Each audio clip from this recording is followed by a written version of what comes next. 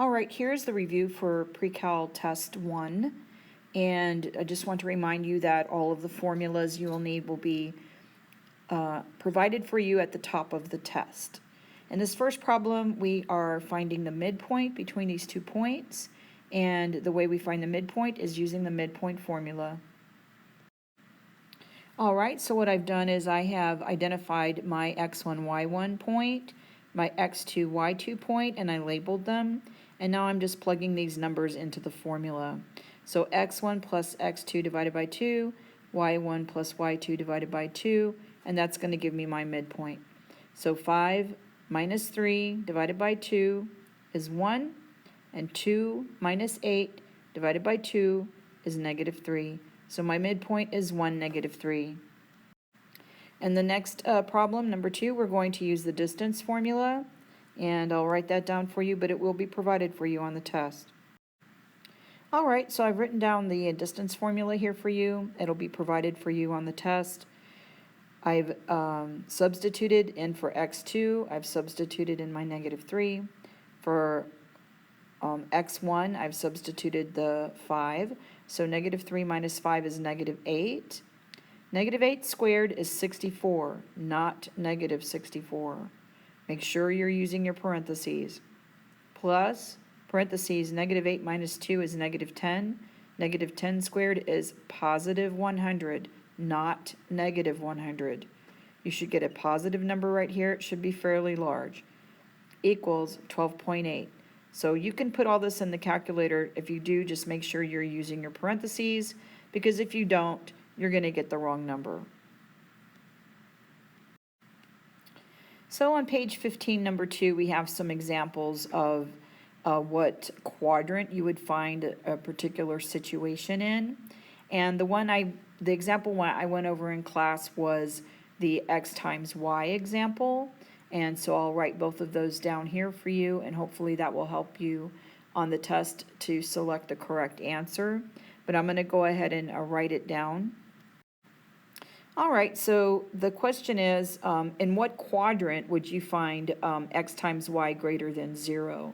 So if your coordinate point x comma y is in quadrant 1, if it's positive, you would have a positive x and a positive y. That would be greater than 0 because that number is going to be positive. Also, if you have a point x, y, and you multiply them together, they can also be positive if the point comes from quadrant 3, because in that quadrant we also have a negative times a negative, which would also give us a positive. Therefore, in the first situation where we have x times y is greater than 0, we would be able to find this point in either quadrant 1 or quadrant 3. For this other example, x times y is less than 0, we would find this one in a different quadrant, because since less than 0 means negative, that means when I multiply x times y, I want to get a negative number. And the only way I'm going to get a negative number is if one of my numbers is negative and the other one is positive. And that happens in quadrants 2 and 4. So depending on what situation they give you in the test, you have to look to see where this could possibly happen. And just remember that x and y could be positive or negative numbers. In the next example, we're just finding the domain and range of this graph. So remember that domain is the x values, so we're going to read the graph from left to right. Now, since the graph comes down to negative infinity on the left, and it goes to the right to positive infinity, that means my domain is going to be all real numbers. So the way I write domain as all real numbers is like this. Okay, the domain is negative infinity to positive infinity. Now to find the range, I also want to go from lowest to highest. So remember, we write domain and range from lowest number to highest number. So the lowest number in this case for range, since we're going down to infinity, is going to be negative infinity.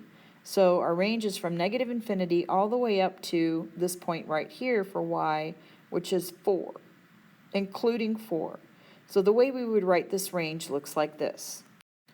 Okay, so notice how I have an open parenthesis here before the negative infinity, and then it goes all the way to 4, but after the 4 we have a closed bracket. That's because 4 is a closed point, and so it's going to have a bracket instead of a parentheses. All right, so in the next question we need to test for all 3 types of symmetry and classify the below function by the type of symmetry it has. So we have to do 3 tests for symmetry, and there's 4 possible outcomes. It's either symmetric around the x-axis, it's symmetric around the y-axis, it's symmetric about the origin, or it's asymmetrical or not symmetrical. Now if our graph is symmetrical about the x-axis, for some point xy, say in the first quadrant, I'm also going to have a point reflecting across the x-axis into quadrant 4, and that point would be x negative y. So what I can do to check to see if my function is reflecting over the x-axis is I can substitute this y for negative y and then solve for y. If I get this function back, then it's reflecting across the x-axis. All right, since my result is y equals negative x to the third, this does not equal this. So it is not reflecting across the x-axis. So in this case, my result would be that it is not. So I would put no here for x. No for x-axis. Now we're going to test y. All right, so here we have a point xy. And if we reflect this point across the y-axis, we're going to get another point in quadrant 2 that is negative xy. So if this happens, then it is reflecting over the y-axis. So what I'm going to do now is I'm going to replace x in my equation up here with negative x. So notice when I replace x with negative x, I put the negative x in parentheses before I cube it. When I simplify this, I get y equals negative x to the third again. Now this again is not the same as x to the third because it's negative x to the third. So again, it is not reflecting across the y-axis either. So far we have 2 no's. It's not reflecting across the x. It's not reflecting across the y. So the last test we're going to do is see if it reflects across the origin. All right, say I have a point in quadrant 1 and I reflect that across the origin. My point is going to end up in quadrant 3 as negative x, negative y. So what I'm going to do now is I'm going to replace my equation with negative y for y and negative x for x and see if, when I simplify that, if I get my original equation back. Okay, so after I've substituted in my negative y and my negative x, I go ahead and simplify this. I get negative y equals negative x cubed. And then when I divide both sides by a negative 1 to solve for y, I get y equals x to the third. And that was what we had at the beginning. So since that's the same as our original function, we can say that this function is reflecting or symmetric across the origin. All right, in the next problem we have a circle has a center of negative 4, 6, and the point negative 4, 1 is on the circle. Write the equation of the circle, and the circle formula is given. All right, so all we have to do is substitute in the values that we know. We know that h is negative 4 and that k is 6. All right, so we know that the center is negative 4, 6, and we know that the center here from our equation is hk. So our center is negative 4, 6, which is hk. And now what we're looking for is r squared, because I can just plug these numbers in for h and k, but I still need to find r squared. So to find r squared, we can simply plug in the values we have for h and k and for x and y right here for this point that's on the circle. And what we're doing initially is we're just using the distance formula to find the radius and squaring it. That's all the circle is the same thing as the Pythagorean theorem. It's the same thing as the distance formula. It's the same equation. So all we have to do is plug it in. All right, so we have to plug this in so we can find r squared. We need r squared to be able to write our equation. So when we simplify this, we get that 25 equals r squared. So now we're ready to write our equation. We have all the pieces we need. So x minus a negative 4 quantity squared plus y minus 6, the quantity squared, equals 25. And that is the equation for our circle.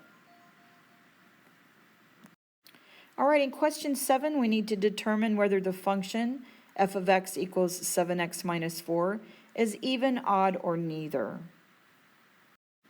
So to do this, we're simply going to substitute x with negative x. All right, so I've substituted in a negative x everywhere there's an x. And now I'm going to simplify this. And if I get the same thing back that I have here, then that's called even. So if I get 7x minus 4 after I simplify this, then I have an even function. If I get negative f of x, that means that if I get the negative of this, if I multiply this by a negative 1, I would have negative 7x plus 4. If I get negative 7x plus 4, then it's odd. If I get anything else, it's neither. So it's even, odd, or neither. So let's simplify this and see what happens. All right, so I said if I got a 7x minus 4, then it would be even, because I would have gotten the same thing that I started with. And if I got a negative 7x plus 4, then it would be odd. But I got negative 7x minus 4, so it's not either one of these. So since it's not either one of these, it's neither.